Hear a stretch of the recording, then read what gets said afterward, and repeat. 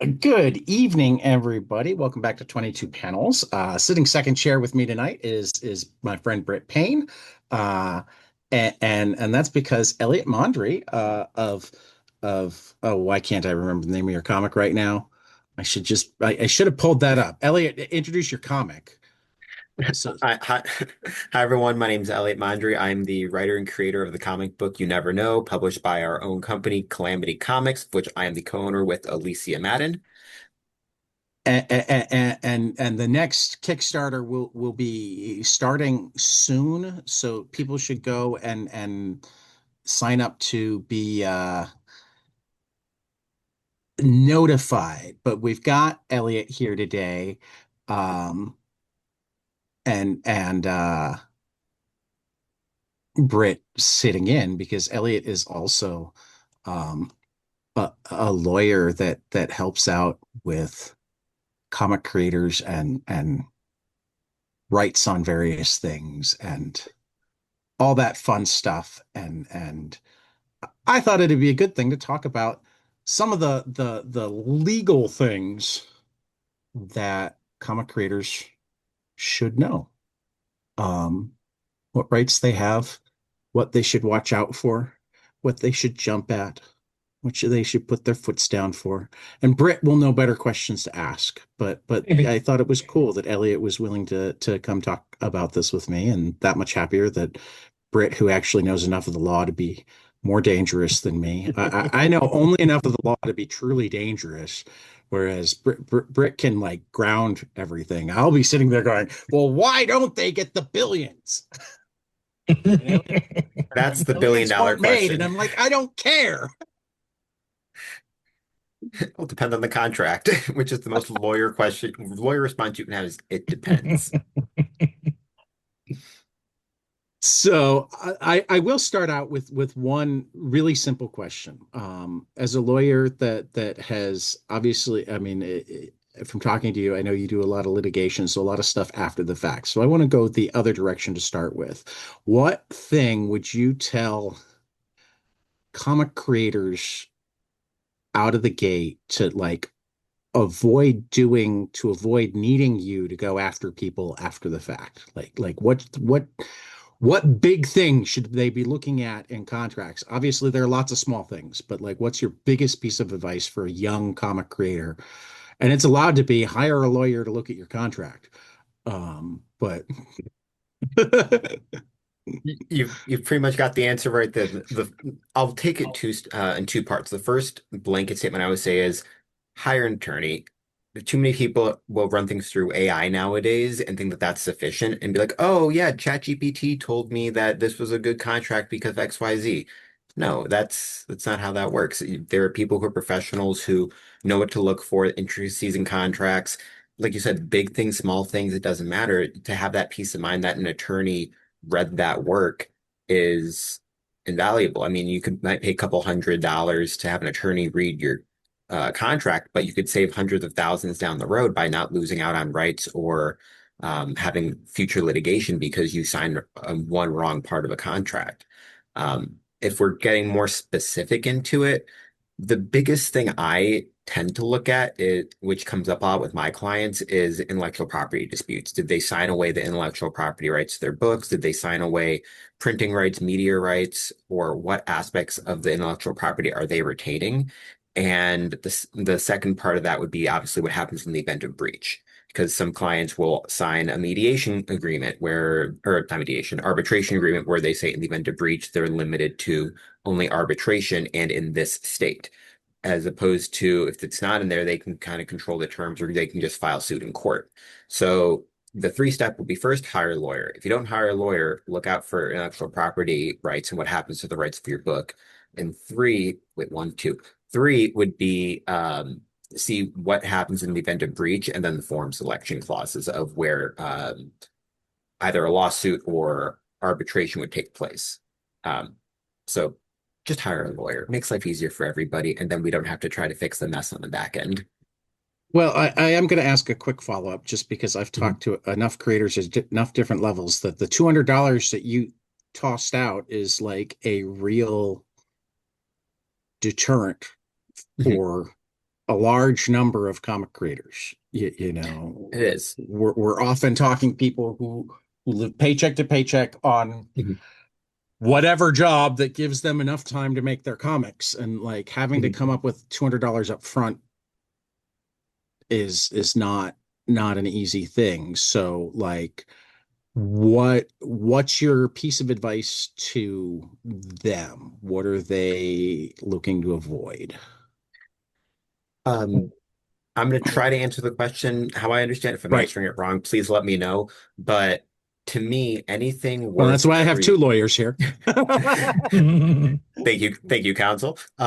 Anything I always say, anything worth creating is worth protecting.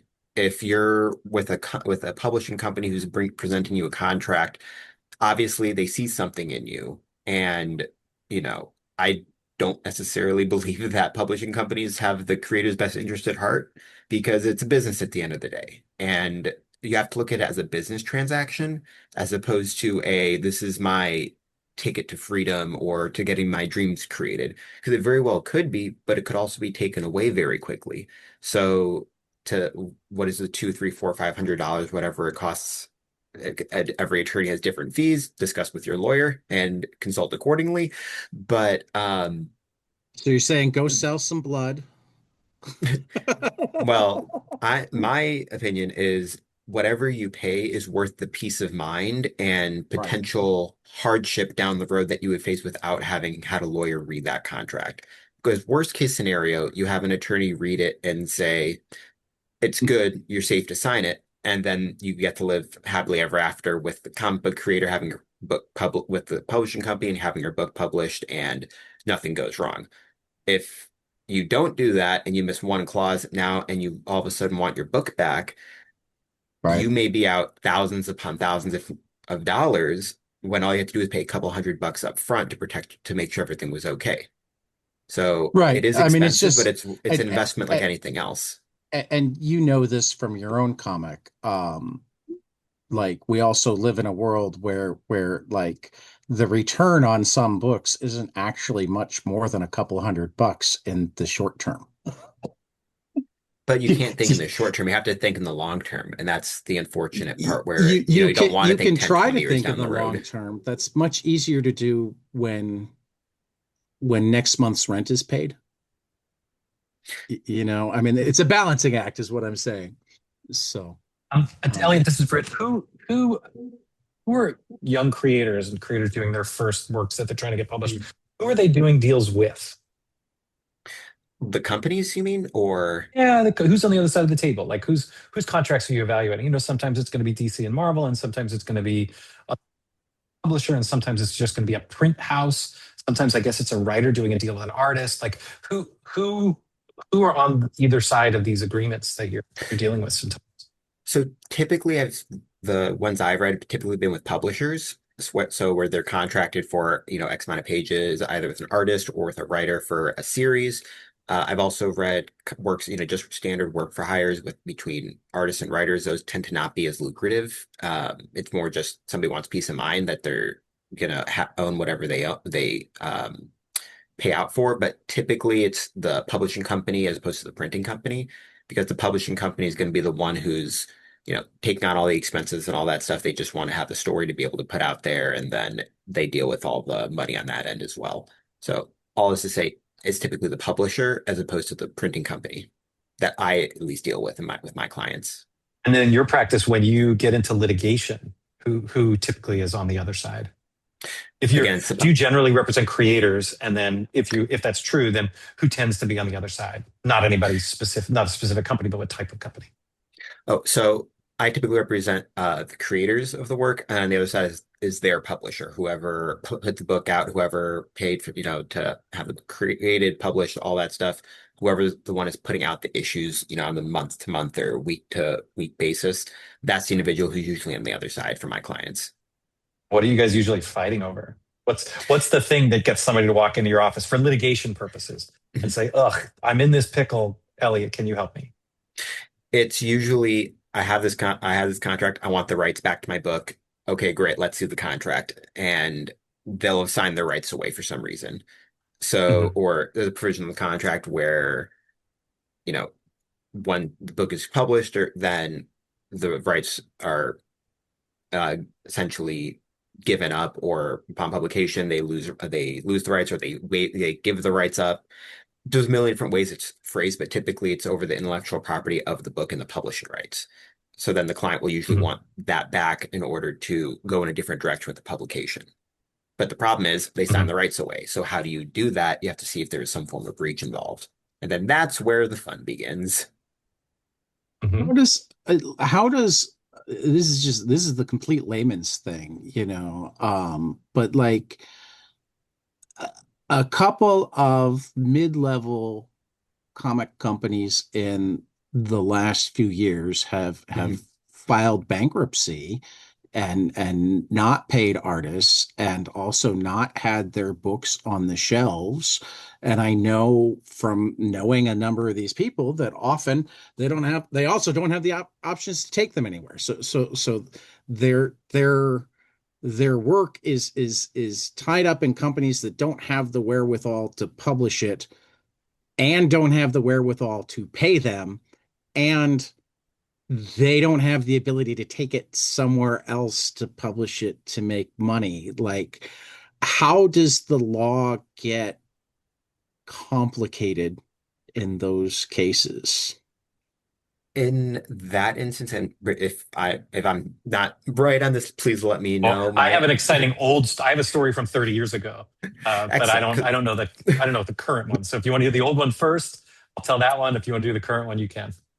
I'll start current and then you give us the Yeah. classic. So my understanding is, so when there's if a book is wrapped up in bankruptcy proceedings, it depends on how the language of the contract with the creators, and two, there's something that has to do. I just had a consultation about something like this that I had to do ad nauseum research on, where it was basically, it had to do with what part of bankruptcy it was in, and then what, like, you have to go within the actual bankruptcy proceedings to see if the book itself was on a certain list of books that were released during the bankruptcy.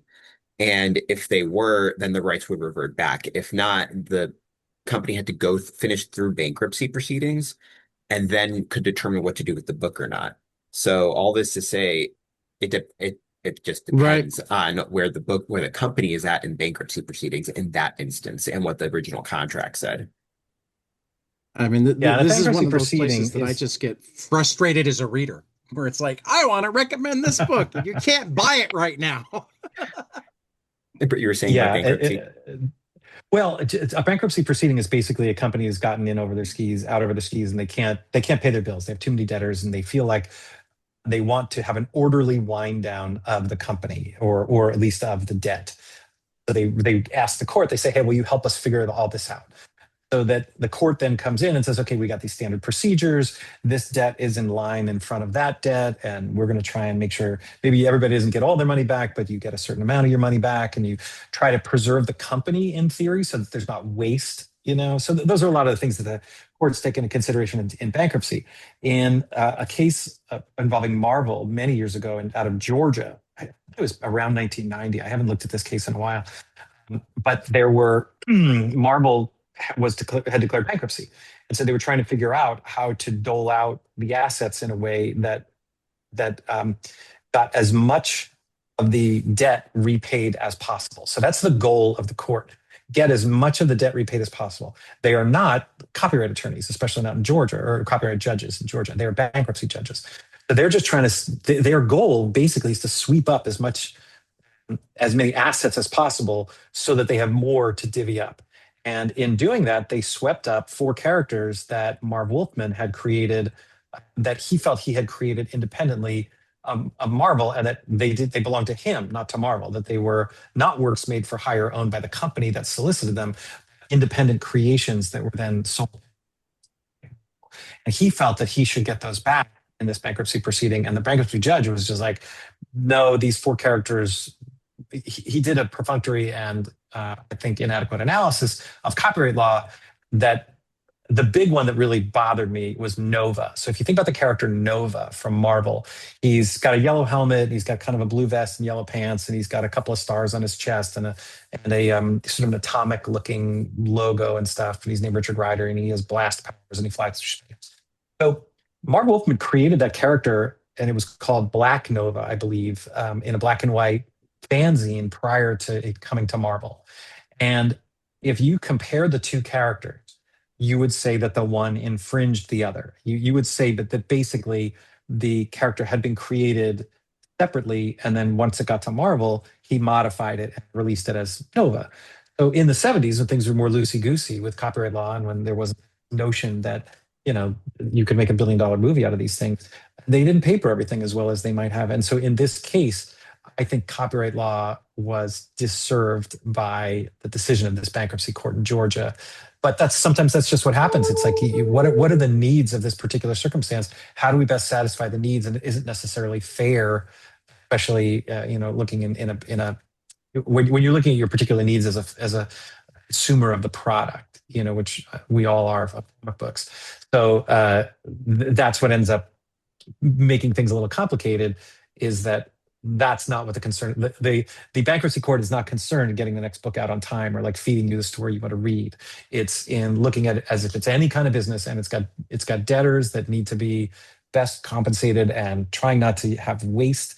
Sometimes it involves running down the company altogether, but sometimes it involves trying to preserve the company that it comes out of bankruptcy and gets to stay, operating, so that it can maybe better either serve the public or repay its debtors. And that ends up, it becomes, lawyery, complicated pretty quickly, and people are very angry. And then it takes time, a Yeah. lot of time, because bankruptcy proceedings are about as fast as a snail through peanut butter.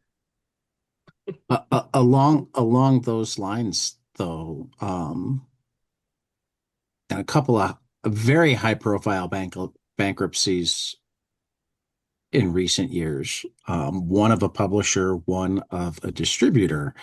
Um, it seems like creators in the case of the publisher and publishers in the case of the distributor have fallen awfully low on the totem pole of people that need to get paid. How do I mean, do either of you, I know, I don't think either of you specialize in bankruptcy law, so feel free to say, not my area, but like, how do they decide who gets paid first?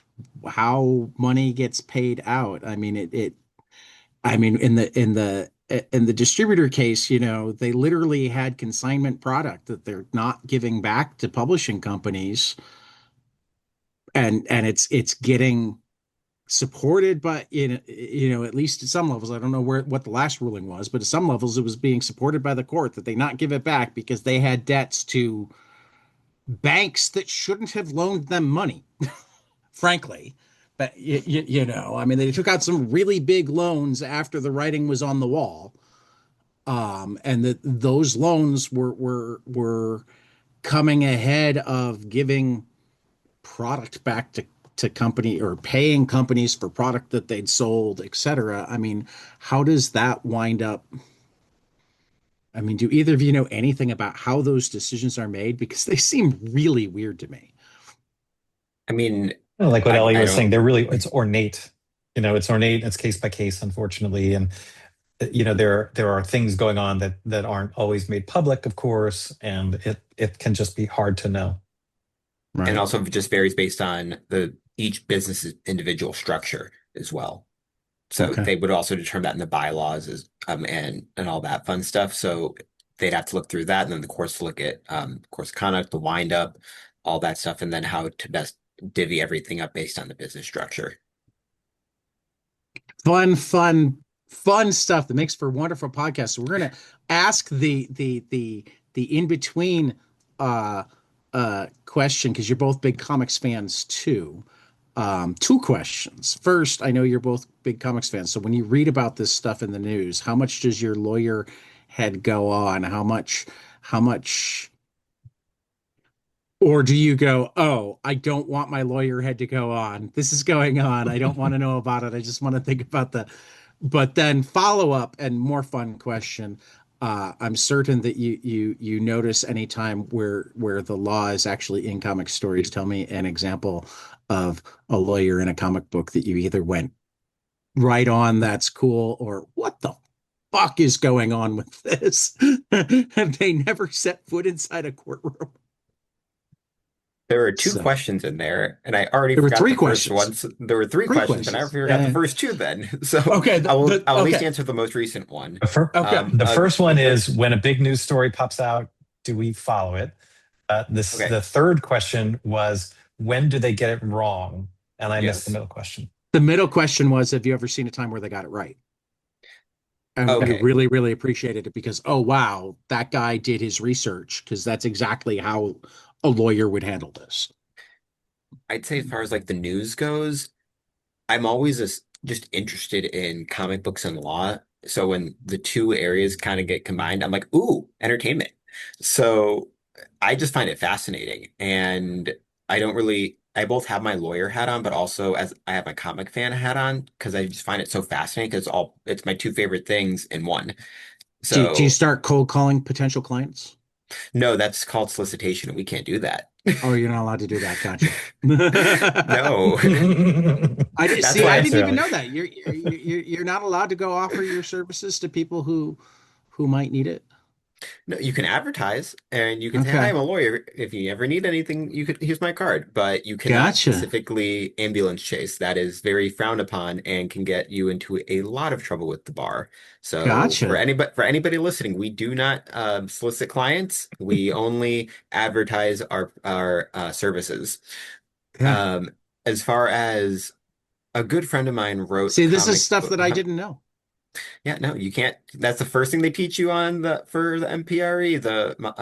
You cannot solicit clients. You can't just go up and say, "Hi." It's like the classic ambulance chaser. Someone gets in a car accident. Hey, do you need a lawyer? No, you can't do that. Although Florida does have an exception to that, 'cause I'm also licensed in Florida, where after 30 days you're allowed to send a letter to an individual, um, uh, offering your services, but you cannot do a follow-up letter. That is where Florida is a little different than other states. So for Oh, anybody listening, please check your state's rules for professional responsibility and act accordingly.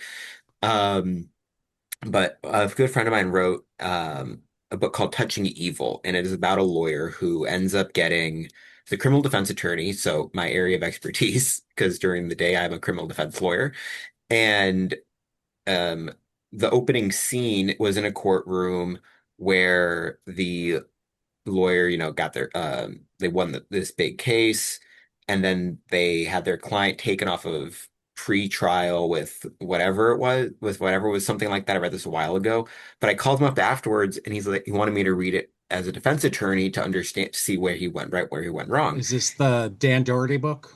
Yeah, Dan Doherty, Touching Evil, and one of the best books I've ever read, as far as stories go. But I did tell him an individual wherever he was in the proceeding of court was improper for how the defendant was taken off of the monitoring or whatever.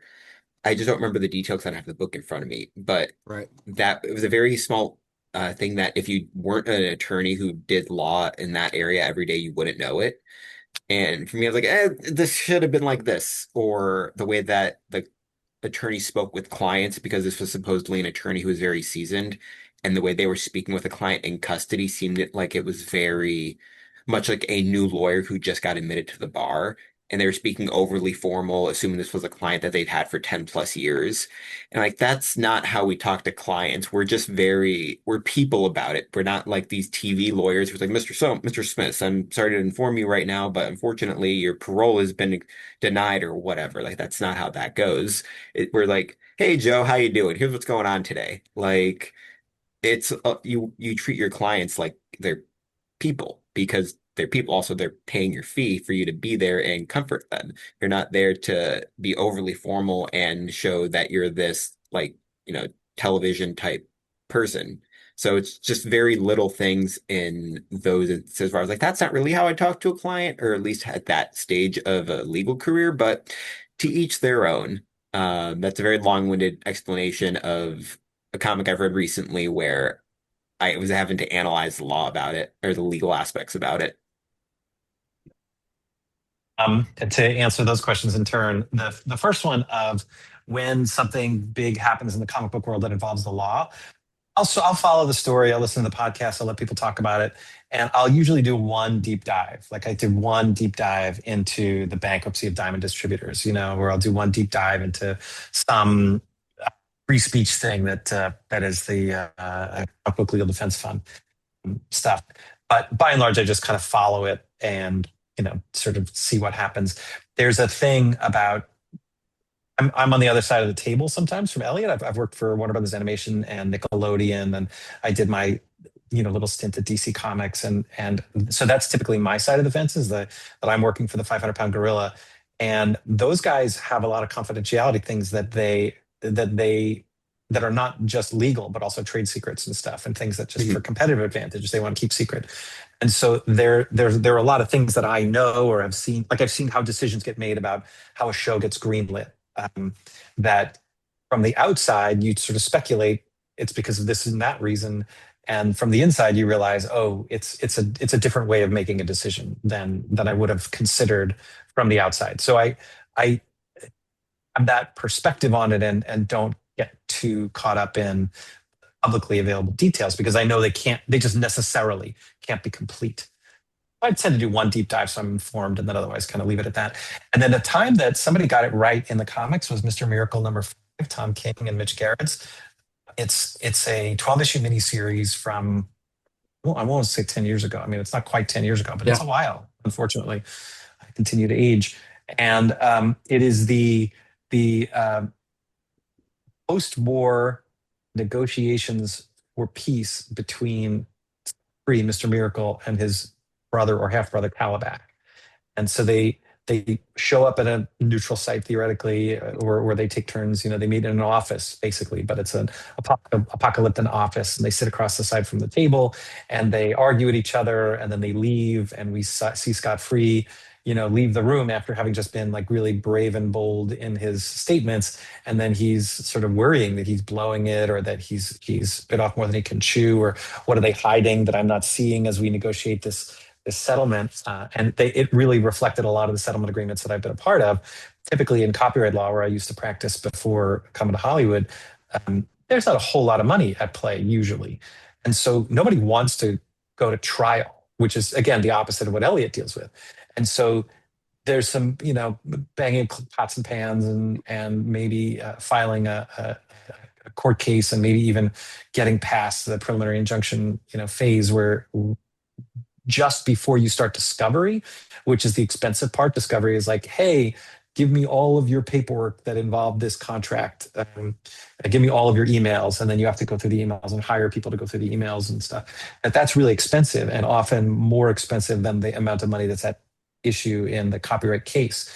So they will typically stop before trial. Like they'll get right to the edge of discovery, and then they will try and have a negotiation for settlement. And I thought that Tom King's in the Mr. Miracle series was very much like what I'd experienced as an attorney. And I actually talked to him about that one time. And Tad, you probably know better than I will, but I think what he told me was that like, oh yeah, my mom and my dad are lawyers, or maybe just his mom or something like that. But that kind of talk was around the house constantly growing up. His wife is a lawyer. His mother was the VP at, I forget which company that essentially made DVDs a thing. So she was a Hollywood VP. So probably a lawyer too, but maybe even Warner Brothers. I don't remember. And Brit, so that to me, that like the emotion of that like really felt very real. And Brit, to kind of piggyback off of what you were saying, how you said that discovery is very expensive. Clients, I was on a panel at Comic Con this last weekend for public domain works, and somebody had asked, if Disney comes after you, for example, or like one of these big giants, what are your remedies? And is it worth pursuing? And I go, honestly, you can go after it if you have, even if you have all the cards on the table, everything lines up in favor for you. You will most likely not be able to afford to go after those big companies because of how much they will just bury you in legal fees. Yeah. And it is not financially worth it at that point. I'd say just move on to a different property if you get a Yeah. cease and desist letter from one of those major companies. Not unless you have a lawyer or two in your back pocket who are willing to do an awful lot of work on spec. Yeah. But that is Yeah, years and or if you're years. willing to fight and lose too. Yeah, Yeah. but the public domain stuff is really interesting. The Art Baltazar is one of the Mhm. first people that I saw, at least, who legitimately used Mickey Mouse having entered into the public domain in a way that you would not have been able to do before. But when you were on the public domain panel, like, did they end up talking about comic books at all? Or They did. It was primary. I was really just the legal, like they're fielding the law questions for, Mhm. just different public domain works because I was some different creators who specifically do public domain. And I'm like, if you haven't gotten hit with a cease and desist, good for you. It might be coming, but just so you know, Yeah, because well, people public tend domain to law is be really too liberal complicated. with it. It is very Mhm. complicated. And then people Yeah, tend to it's pretty complicated. skirt too much. Actually, I Well, should ask. some people do, and some people stay away from things that they should be allowed to use because, like Happy Birthday, the song Happy Birthday should have been in the Mhm. public domain and it wasn't. People are often afraid to use things that are in the public domain because the main, like a smiley face, should be Mhm. in the public domain, but it actually is not. And the people who own it are really aggressive with the tactics. So unless you're willing to be the one to fight, the one who finally got Happy Birthday acknowledged as having been in the public domain for a very long time, um, you just kind of are stuck with it, kind of like what Elliot was saying. Similarly, and this one's for my cousin Janelle, who may or may not be listening, but I'll toss it her direction. Talk to me about parody. Um, I mean, Britt, you were recently there when we did um, Constitution Illustrated and Declaration Emancipation Illustrated. Mad Magazine does parody, whatnot. Um, how do you stay? I mean, what's your advice for somebody who wants to use other characters or styles i- in a way that's legal?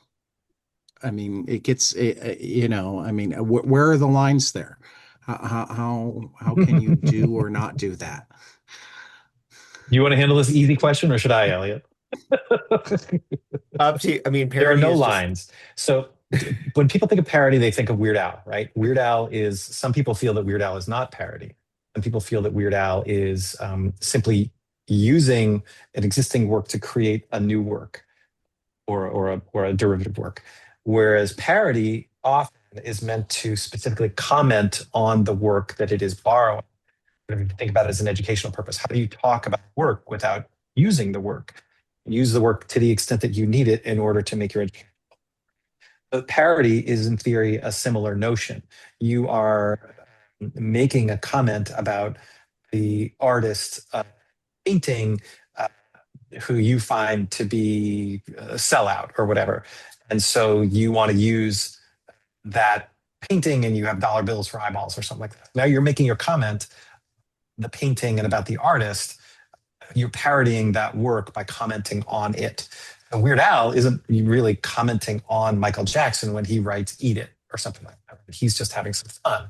Whereas he is commenting on Kurt Cobain when he does his parody of Smells Like Teen Spirit, where the point of the parody is you can't understand what this guy's saying.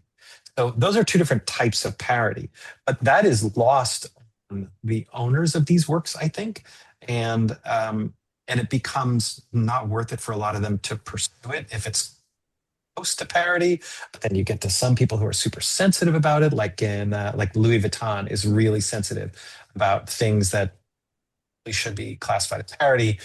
Jack Daniels is another one. They try to be cool about it, but they're still sensitive about their branding, and they don't want to lose the quality of their branding, so they kind of feel compelled to go after certain people. And it's enormously complicated. As a guideline, is if you feel like you're borrowing from something but not commenting on it, you're probably steering further away from parody than what the law permits. As Elliot will tell you, it's case by case. It is case by case, but also just for those listening as a general, bird's eye view, parody stem is an exception to the copyright rule, which is Right. where people who own the works ha own the rights to it, and then someone is trying to circumvent the copyright to not be sued for copyright infringement. But even if it is a parody, they could still be served with a cease and desist letter, which again leads to litigation and incurring legal fees. So that's where the danger of it comes in, because even if it is a parody of something and is an exception to the work, you could still wind up in court and still have to pay an enormous amount of legal fees to protect something that isn't necessarily worth protecting. Right. What about, I mean, we all spend our time at comic conventions. What about fan art? I mean, technically, that they could, people can come after them. There's nothing stopping that. If they see it, you could be served with a cease and desist letter on the show floor. You'd have to stop. It's Yeah. just they get away with it. I have a friend who, for the longest time, she did Disney sales on Etsy, like, her own Disney merch and stuff. And there's probably hundreds of thousands of people who do Disney merch on Etsy, but she got served with a cease and desist and had to stop.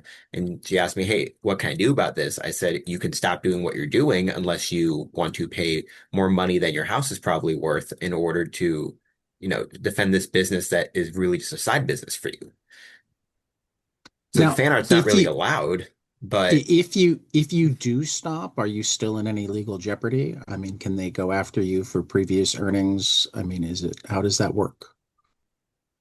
I they can mean, go what's the after you for Yes, risk? everything but you've. are they going to pay Elliott's hourly fee to do that? I mean, or my hourly fee, to do that? The people having been on the inside of some of those rooms, they typically write the cease and desist letter because they want it to stop, not because they're seeing it as a way to make their money back. The amount of money Okay. they're going to make back for somebody selling T-shirts or whatever is probably less than the amount of money it took to write the cease and desist letter.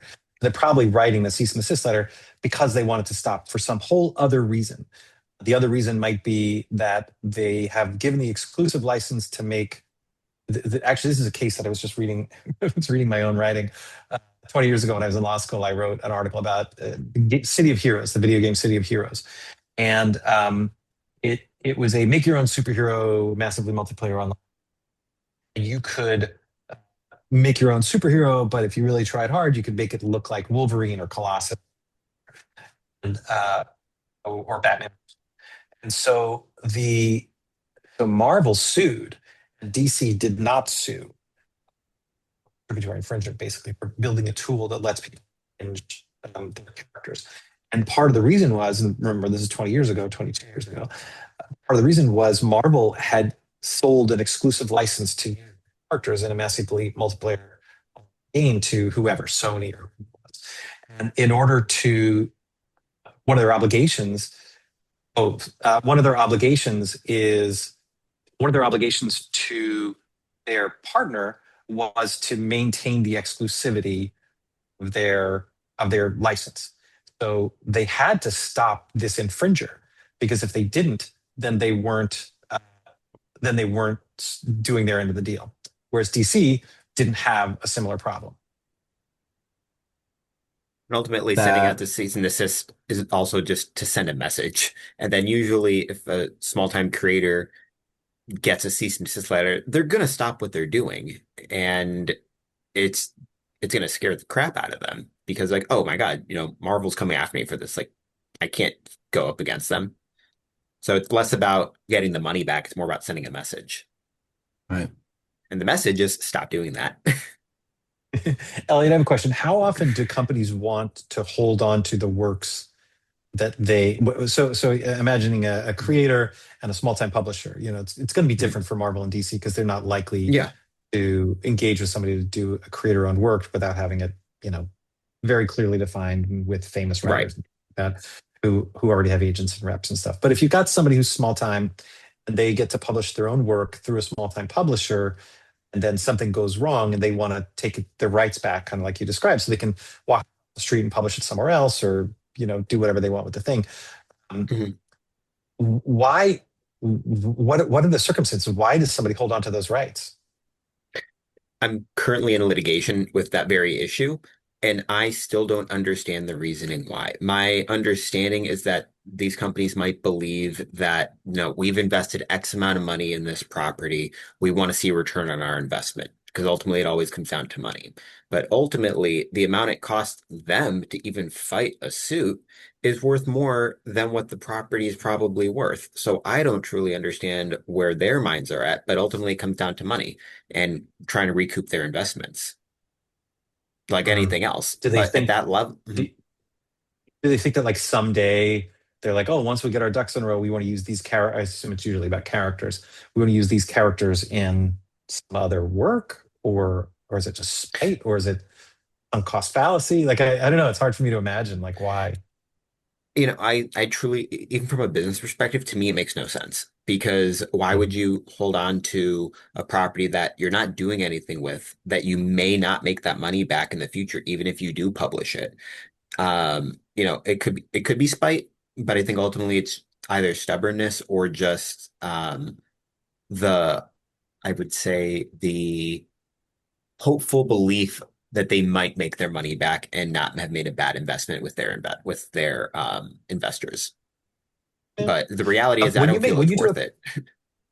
yeah, when you do a contract on the transactional side, when you're setting up a deal, or when somebody comes to you and says, "Hey, I'm contracting with this publisher, and this is the contract that they gave me." What Mhm, kinds of things do you typically advise people to look for in the paper and say, "This is something that you should either strike out, or this is where you mhm, should ask for more, or this is where an escalation should happen at 40% instead of 30%, or whatever mhm. the thing is." Are we assuming that the contract has not been signed at this point?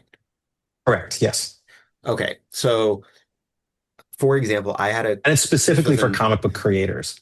okay, because I was going to say I had one for non-comic book creators where somebody had a quick side note, then I'll get to comic book creators, where there was a hyperlink to a subset of rules on another website of this contract, and in like the fourth section, subsection like G, said by signing this contract, you waive all rights to sue. And no creator would ever read that far into a contract. And I went to my client, I said, I wouldn't wipe my ass with this. And Mhm. um, that was worth them paying my fee to tell them not to sign this contract. As far as like comic Mhm. book creators go, at least at my level where I've reviewed, because I haven't reviewed like I've reviewed a few big time contracts, but usually just advisory after the fact of like, am I good? Like, yeah, you're fine. But Mhm. why would they come to me beforehand? Um, where usually where usually it's the biggest thing is just making sure that intellectual property rights are there in case they want the books back, or like I said before, some type of breach or remedy and if they want out, like some type of out provision. But Mhm. typically they don't think about that, or I'll recommend it and they say, I'm still going to sign it. I'm like, great, I'll see you in a few months. But it's just my advice, whatever that's worth. But Well, it typically, was like, worth $200. apparently wasn't because people don't always want to pay it to read over a contract. But at least at I don't want to say lower levels, but with newer creators, the biggest thing is just protecting the intellectual property. And because the finances will come over time, but if you can at least control the intellectual property, I feel that you're able to at least control the negotiations a little better when something ultimately does go awry down the road. Because you have to assume that everything's going to go awry at some point. So how do you protect your client the most when they're going into these contracts and negotiations with publishers? If that Yeah, that's a answers funny the thing, Tad, about doing. No, It no, does. no. It does. That's a funny thing, Tad, about doing contracts for creative people because we, as lawyers, are put in this adversarial position.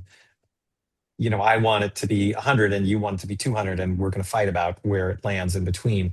But at the end of the day, your client has to work with my client. They have to sit Right. around a table and think of the funniest thing or the coolest adventure or whatever.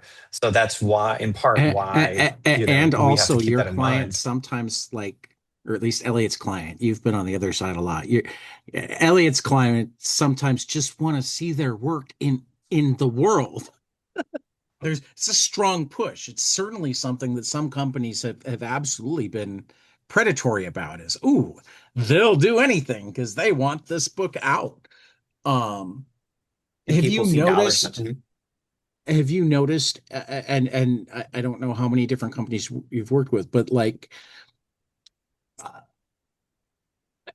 as a reader, I notice a difference in like I think of a Fantagraphics and a Drawn and Quarterly different than I think of uh, a Boom or a Dark Horse or a Vault.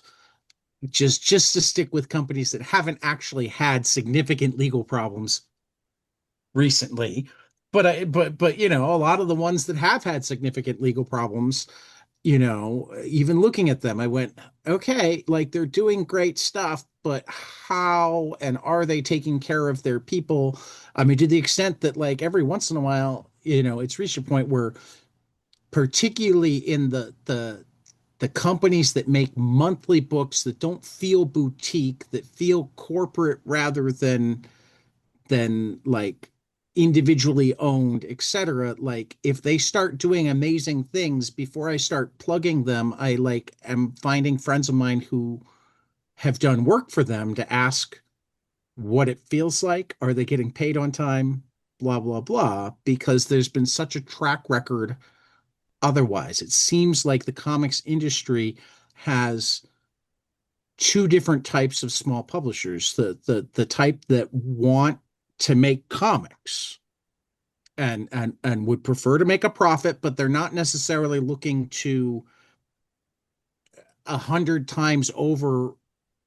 You know, they're not looking for venture capital money in their returns. They're looking for not going broke in their returns and making comics. And there are other companies that seem to go, oh, comics are big, or comics IP are big money. I want to collect IP. I want massive returns. And they don't seem as interested in making comics. Is there something that you look for or have a feel for in terms of, first of all, I mean, from a lawyer's perspective, do you see that as well? Like a difference in the actual structures of the companies. But second, is there something that you look for in terms of like having a feel for, is this a company that's really worth doing business with? At the end of the day, you said the common denominator, both, whether it's big, small, whether they want to make comics or want to make money, everyone wants to make money.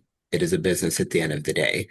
And regardless of if somebody wants to publish comics for the right reasons or the wrong reasons, the ultimate reason is the financial Well, gain. but Elliot, I mean, even as you say that, like in non-comics, they talk about lifestyle businesses Mhm. versus I don't even know what they call the ones that the VC are normally willing to put their money into, but the when your average venture capitalist puts the money in, they're expecting to either not make anything back because it busted or make their money back 100 times over. And if they can't see a road to 100 times over, they're not interested. Right. Whereas there are lots of people that like making money is important because you can't stay in business without making money.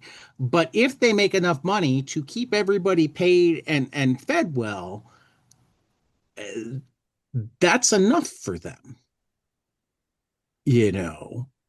Um, I mean, and I mean, I know just from knowing different publishers that there is truth to that in the comics world. There are publishers that they're not gonna make a comic if they don't think they can make money off of it, but like they're not looking to get rich off of it. They're hoping to get rich off of it. You know, it's never a bad thing when they get rich off of it, but their goal is to make everybody money and keep making good comics. Do you get feels for that out of like looking at contracts, working with, I mean, I'm not asking you to like name any companies or whatnot, but like from an outsider perspective, like there seems to be a certain dichotomy, and sometimes even the ones that I think are more of the I want to make company, like there's at least one that has been in legal trouble lately, which is why again I won't name them, where it really does feel like they were I want to make comics, I want everybody to make money, and they're just bad at business, so they didn't make money, and that meant that nobody made money, and that you know, I mean, which is the problem with being I don't care about how much money I make as long as we can break even because you're working on smaller scales. But like for a young creator,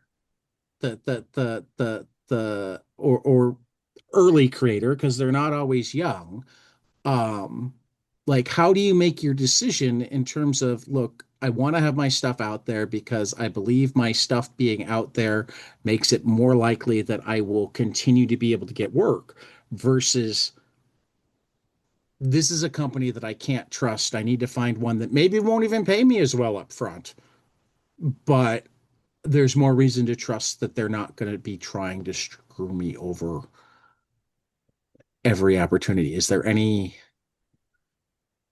I would have three bits of advice for a creator in Sure, that position. sure. One would be hire a lawyer to vet them for you. Right, Number two, self-publish, because we live in a day and age where self-publishing is easier than ever. You own your own intellectual property, you control when your books come out, you control who participates in them, and then you don't have to worry about others. You can publish your own books, set up an LLC or whatever type of structure corporation you want, talk with your accountants on that. And you can file the copyrights, trademarks yourself, and go to conventions and crowdfund and all that stuff and start from the ground up. That is a legitimate way of, ensuring that your work gets out there. It might take longer and it requires a lot more legwork, but it can be done. And then the third option would be just, vai con Dios, just go with God and see what happens with that first book. If it goes out and you give up all your rights and you're okay with that, write another book and just keep going. right, That would be the three. It'd be make your own book, make your own company, hire a lawyer to vet for you, or be okay with potentially losing the work that you worked on and move on to the next project. right. Yeah, Um, I think that I have tracks. I think that's follow-ups all really on, good advice. yeah, no, that totally tracks to me. I have follow-ups on two of those things. Mhm. In terms of if they hired, say, you as the lawyer, what that's not proprietary do you do to try to vet a company? I mean, you're going to look at previous clients, previous publications, if they're do they do conventions? Do they have other media publications? Do they have other IPs? What IPs are they working with? What creatives they worked with? I'd look up where the company's headquartered and seen the local circuit court if they've had any lawsuits or things like that. Okay. Because a lot of that stuff isn't necessarily going to be public, but you have to know where to look for it in the court system. Well, and that's Um, why I was asking the question because I wanted you to give an opportunity for why a lawyer will do this better than you can. Oh, because we're going to be able to find stuff that the public won't have access to Well, because this is a term. well, and also because you know the right. I mean, as you pointed out, like, oh, find their jurisdiction and look to see if they've been sued. I don't know if a lot of creators would even think of that right off the bat. That's why we You get paid know. the medium to big bucks. No, no, I totally get that.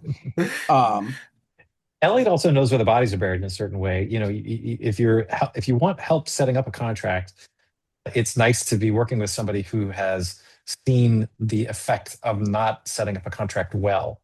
So Elliot right. knows what are the terms that are most likely to get somebody to be in such a bad pickle that they hire him a couple months from now to try and get the rights back or to solve whatever problem it is. So he now knows that, like, I always used to give this example, and it turns out it was a foolish example. But when somebody would look at a contract and say, "Gee whiz, there's all this boilerplate. Should I go through each and every point and make a comment?" And part of me would say, like, you're wasting your time. Like, if this clause here about the volcano, that's going to erupt in the middle of the city, if a volcano really does erupt in the middle of the city, they got bigger fish to fry than whether or not you get paid. And so why are you wasting your time and energy fighting over the wording of the volcano clause? But of course, that volcano clause is force majeure, and it in Yep. fact did matter in March of 2020. What the language was in that contract. So somebody like Elliot can cut to the chase, where an individual might have to sit there and do all that research and look at every single clause and still never know from experience what are the clauses that really matter. When I first got to showbiz, somebody said that the two things that really matter the most to the talent are the credit and the money. And that was specifically talking about voice actors. But there's always something that matters the most to the client, that matters the most to the company, and the company has certain places where they can wiggle and certain places where they can't. And an experienced attorney and somebody who's done it before and who's in Elliott's position will know these are things that are worth asking for. These are things that they always say no to and you can't do anything about. And these are things that you could waste your time fighting about it if there's some specific reason it matters to you. But by and large, this is not going to be an issue. Low Right. risk. And that's low risk, high reward, and high risk, high reward. Those are going to be the biggest things that you have to be able to look for. And it's even just as much as one word, just shall and may. A lot of contracts and statutes, if it says shall, that's what's going to be. If it says may, there's more room in there. And, that ambiguity can be the difference between a few $100,000 or tens, depending on what level you're working at. But And then my follow-up to if you start your own, um, what pieces of legal advice would you give right off the bat to somebody who's self-publishing? What what the what big things should they not overlook? the first thing that I would advise is obviously getting your FEIN number, your federal why am I blanking on the full name, Britt? Everything Yeah, because it's essentially your IRS number.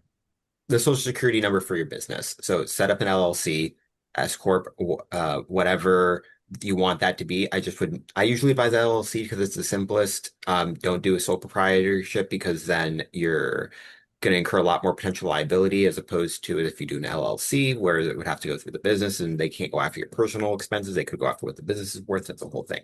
Number one, set up the LLC. Number two, get an accountant. Number three, get a lawyer. Um, and ensure whatever works you're doing. I always advise clients copyright the scripts, copyright everything before the book work even gets out there because you're going to be sharing your script with creators and other people. And is it worth it to protect the scripts? That's just me being cautious. I still feel it's worth it. And then just ensure that you're copywriting everything along the way.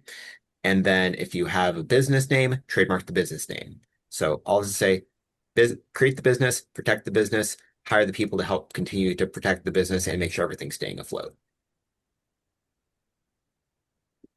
I like that as good advice. Britt, do you have any other legal questions? Otherwise, I'm going to ask you both No, one more comics question and then get to standard closing questions for Elliott. no, other than I think I know where Bruce Wayne went to law school. I think that's a known thing. I was just thinking about like comic book lawyer trivia stuff, Did the Bruce most Wayne famous go to lawyers, law school? Wait, I like feel like sure he did. Yes. But I but didn't. that's, a Bruce Wayne had 45-year-old story. I didn't realize Bruce Wayne had ever gone to law school. Yeah, like Jerry Conway or Paul Levitz or one of those guys a million years huh. ago had him go to law school. Wow. Yale University at Gotham, apparently. Okay. Okay. And the some of the more famous law firms in comics are, Wayne and Murdoch, but also You mean Nelson and Grayson Murdoch? Krantz. Nelson and Nelson Murdoch, Murdoch. excuse me. What did I say? You said Wayne Wayne. and Murdoch. Oh, Wayne and Murdoch. Okay, yeah. Thinking about the last I one. mean, it's not. And then Cranston and Grayson, I think was the Earth 2 Robin when he became an adult. He became a lawyer. Was it? I It didn't might know have been that. Cranston, Wayne, and Grayson, because I think Helena Wayne Right. might have also gone to law school out there. And then, of course, She-Hulk, as an attorney. Well, and that was my question for you guys. Matt Murdock, Jennifer Walters, or Foggy Nelson, if you've got to hire a lawyer in the Marvel universe. What did I do? Yeah, that's actually a good question. It depends on what the. It's like because people think that you go to one lawyer for anything when it's like going to a doctor. Like you're not going to go No, to I a know. foot I doctor know. for head pain. Right. So if you did a crime, you're going to Murdoch. If you needed some type of other representation, like in a civil proceeding, you're going to go to why am I blanking on She-Hulk's name? Jennifer Jennifer Walters. Walters, Jennifer yeah. Walters. It That makes just sense. it depends. What's what I do you like help it. with? I like it. I like it. Those are good answers. I mean, it's one of the things that I tell people, because I know a lot of lawyers, so I have people who will, come to me and they're like, I need a lawyer for this, and like they're always shocked when I say, no, I don't have anyone for that. I can make a phone call and see if any of the ones I have know about that, but how can you because law gets really Okay, specific. I have an answer You for you. don't If I have an don't care if I entertainment win or lawyer do lose, divorce. yeah, if I don't care that much if I win or lose, I'll take Jen Walters because I think she's the most interesting and the most fun. And if I do care if I win or lose, I'm probably going with Foggy Nelson because I'm least likely to have like my judge murdered by an alien invasion or the courtroom disrupted. And he'll also answer my calls. Like I don't know that Yeah. when Daredevil is like tied up by Kingpin or whatever that he's not really answering my call about whether or not we filed the He 12B6 he could on miss time or court whatever. appearances because he's going after Bullseye. Yeah, right. Yeah, but so Foggy's going to be your lawyer anyway, right? Well, I will say though, so with that though, that is part of how I got into the comic book aspect of law because I primarily do criminal defense litigation and I'm in court. I do trial work all the time. And, I'm no stranger to the discovery process and just trial proceeding and criminal proceedings and court proceedings. So when it came to transferring those skills to comic book law, it was pretty seamless for me because then it was similar process, just a different avenue. Oh, cool. All right, Elliot, my standard closing questions. The first is I'm in the fifth year of this podcast, actually Congratulations. rapidly approaching the 5 year anniversary, a couple months away. And I feel like I've entered the Twilight Zone. Um, I mean, I have Brit on speed dial when I have like entertainment law questions. I hang out with people that I used to only see as like a name at the front of my favorite books. Mhm. Um, I get to talk to so many people. I've gotten to see so many just amazing things, take part in so many conversations. Again, like I feel like half of my life for the last 5 years. If you told me 10 years ago it was going to be my life, I would have gone, you're fucking insane. And B, I still just kind of pinch myself and go, was that really me sitting in that room when that happened or whatever? And I find that that's like really true of most people in the arts, but especially everybody in comics. It's a small community with a lot of cool people. Um, so I started collecting surreal experiences. Mhm. Tell me one of the experiences you've had since you became more involved with comics that you wouldn't have had if you weren't involved with comics, that you just sit back and go, oh my God, that was really Elliott Mondry that got to do that. I would say actually just last week at San Diego Comic-Con, so the book that I wrote and created called You Never Know deals with mental health and how you never know what people are going through behind closed doors and how strong a hold anxiety can have on someone. When I was writing the story, when I was in therapy a couple of years ago, I would listen to this band, The Funeral Portrait, a lot. And the music really inspired me, and it's inspired the name of our company, one of their songs. And I was at Comic Con and able to give the lead singer of The Funeral Portrait, who was at Comic Con, a copy of the book that they Oh, inspired. wow. Oh, that's so And cool. yeah, and he gave me a big hug and thanked me for what we did. I was able to thank him, and he actually reached out to me on Instagram and said, let's talk in a month or so. And it was like, what just happened? So that was a Just so long as really, that let's talk in a month or so isn't the cease or desist because you used a line from their songs. no, but if that does happen, I at least know who I'm calling. Actually, Britt, you haven't been a guest on the show in a long time. You've been co-hosting either episodes here or our book club. So you haven't gotten that question from me. You want to answer it too? Yeah, I've had a lot of them. I felt extraordinarily lucky when I first got to go into the DC Comics offices when I did my internship. I was trying to play it cool, like I was there to be a lawyer and not to be a fan. I definitely was like pretending I had some folder I needed to deliver to some floor so that I could walk by the Superpowers dolls collection that was on the wall, or that's Paul Levitz's office, or my God, the greatest one was I pretended I had to do some research and I went up into the DC Comics library where they had leather bound to look like law books, all all of the entire history of publishing in DC Comics. So I walked to like the 1940s section, and I found an old Charles Atlas ad. That's what I was pretending to look for. I did need it for a paper I was writing, but I also could have gotten it anywhere, you know. And it was so cool to just go up there, and I'm like, how many minutes can I hang out here and still, you know, have nobody wonder Figuring where out I've how to gone? pad the bill when you're just an intern. Nobody cared, um, but I did have one happen a couple of days ago, which was Joe Duffy, the editor from Marvel, and who also Yeah. was a writer a long time ago. So I met her at, I want to say, New York Comic Con a couple of years ago. Maybe it was San Diego, I forget. But I met her. I just like hung out with her at her table and chit chatted for a minute, and then friended her on Facebook. Um, and then she, like 2 weeks ago, I guess the photo of us together, that like the selfie that I, you know, put online or whatever on Facebook or whatever, it must have popped up in her memories. And so she wrote something like, I remember having a really great conversation with Brit Payne 2 years ago. I wish I could do that again sometime. And I was like, oh my God, Joe Duffy like remembers me. That's crazy. So those kinds of Well, things have been really I'm just going nice. to tell you that I'd love to have her on the show. So if she wants to have a really great conversation with you on a podcast, you can let her know. Mhm. I mean, Will. she's got a hell of a resume. He does, yeah. And she's super nice. She's really great. Yeah, yeah. So just throwing that out there. And I wonder Shameless if she, plug. I always, you know, sometimes that's the only way you get anywhere. Um,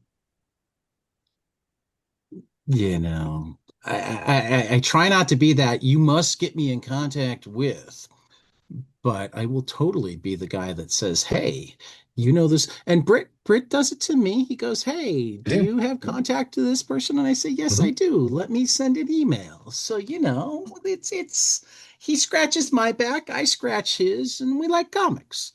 It's all about That who is you all know and true. helping each other in the industry. Right, right. Okay, final question. Elliot, tell me something you love, preferably a comic, but we don't have rules. Preferably storytelling, but again with the rules.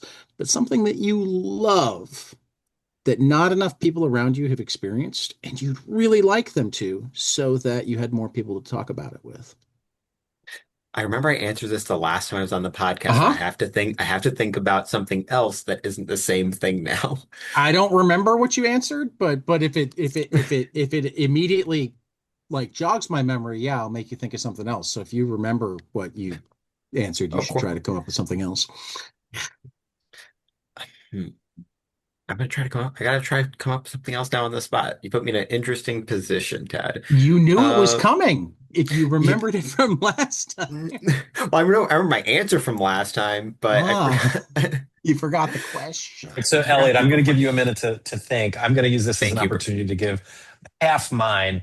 So, there's an old Spider-Man comic book series called Spidey Super Stories from the 1970s. It was a co-production with Electric Company, basically, which is sort of like saying a co-production with Sesame Street for people who aren't familiar with the era. And it was a 53 or 57, I don't know, something in the 50s run of original Spider-Man stories. It also had some stories published in Electric Company magazine. Electric Company was a show like Sesame Street, TV show like Sesame. And because it was this co-production, because it was, you know, handshake paperwork, it has not been able to be reprinted since it was originally published. Then they did one collection of it around 1980, and that was it. It was not a complete collection. The original issues are very hard to get a hold of physically. You can get them digitally relatively easily, as I've discovered. And I just feel like it's something that should be more widely available. Like, you know, for if they can reprint ROM, if they can reprint Micronauts, they ought to be able to figure out how to reprint Spidey Super Stories, because I have found them to be a very valuable, and this was their original intent, was to be a bridge for younger readers who were a little bit behind and who had aged out of little kid books and the way they looked and felt and the kinds of stories they told, but their reading skills had not developed to the point where they were able to read, you know, even real comic books, or, you know, the next level up for stories. So these books kind of filled in the gap. They look like regular comic books. They had John Romita Sr. as the art director, so it was all in his 70s style. They looked the same as the big boy comic books that were on the stands at the time, but they had a simplified vocabulary. They had less violence. They had more sort of hippie style presentation, and they were a great bridge for my son getting from those little kid books to reading prose books, or even just other modern comic books. So I think Spidey. Oh, here he is. Here's Spidey Super Stories. I think they should be more available. Buddy, speak of the devil. And so Well, that's something that I wish more people were able to know about. I think that Abrams Press should get on this and sort of, and I would be happy to help to the extent that I could. I think Marvel would probably do it. I think that the successors of the company and Sesame Workshop, I think that they are not interested in it. So well, I don't think they would ever let it what happen. what I will say, Britt, is the comic that I never ever ever expected to see on Marvel Unlimited recently popped up on our Marvel Unlimited, which is the Marvel team up Spider-Man and the not ready for primetime players. Mhm. So I have that one. it's not I have that in the other impossible. room. It's not impossible. Yeah, It's I not have that impossible, myself. and it should be easy. And I'm certain, I'm sure there are plenty of people who would be happy to try and help make it work. But it seems that Sesame Street's a little bit of a black box. Like they don't necessarily give you reasoning. They're busy with the things that they're doing, and they're not in the publishing game, and so there's no real incentive for them to step forward and put the effort into it. But I think it's worth putting the effort in for the reasons that I just. Yeah. Talk to me off the air. I might hook you up with somebody. Elliot, was that enough time to That to was to come up with something? that was the perfect amount of time to stall for. So thank you, Glad I could Brent. Um, help. something something that I love in comic books that I don't feel like enough people know about is one of my dear friend Kaj Kunstman, their book Warhead. It is a mental health book about this person who has a atom bomb for a head, and he feels that if he doesn't get his shit together, the world's going to explode. And it's a beautiful portrayal of mental health as a mental health creator. To me, it's one of the few books I've read that truly captures mental health from a male's perspective. And beautiful series. There's 3 volumes to it, and I remember reading it from San Diego Comic Con to when I was going to Tampa to take the bar exam for Florida, and I was crying on the plane because it was so beautiful. And I feel more people should read more stories like that that make you want to cry in a good way. All right. I love that. I just pulled it up on Tumblr, so I may Yeah, it looks be cool. looking at some of that soon. Um, I'm gonna toss out my teeny bit of Joe Duffy minutia that I discovered as I fell down the rabbit hole after Britt mentioned his thing, which is I had thought of Joe Duffy as a Daredevil writer, um, and quickly discovered that she only co-wrote one Daredevil comic. But the reason I thought of her as a writer is I have that comic and it's in like my distinct run because it is she co-wrote the last issue before Frank Miller started penciling. Mm. So it was with Roger McKenzie, who was the original writer when Miller started penciling. Klaus Janson was already inking, and it was, but it was still Gene Colan on pencils. Um, Cool. which when I got into Miller Daredevil, I've told this story a few times, but I don't think Elliot's heard it. It was like before the internet, so I had to kind of guess where his run started and where it didn't. And like most comic shops don't you want you to like pull the comic out of the bag before you buy it. So, it's like I knew what the earliest issue I had was, and I just looked before that and looked after that until I finally had this chunk where I had everything. And so I actually have like 10 or so before he started, that sort of thing. And that's why her name has always been in my head as a Daredevil writer. I actually wonder if she was also an editor on the book for a while too. Because I don't have the steady list in front of me of all the books she edited. But Joe Duffy is cool. And I like that she enjoyed talking to Brit because I enjoy talking to Brit too. I also enjoy talking to Elliott, and I thank you both for joining me tonight. This has been 22 Panels with Elliott Mondry, and we will see you after the next page.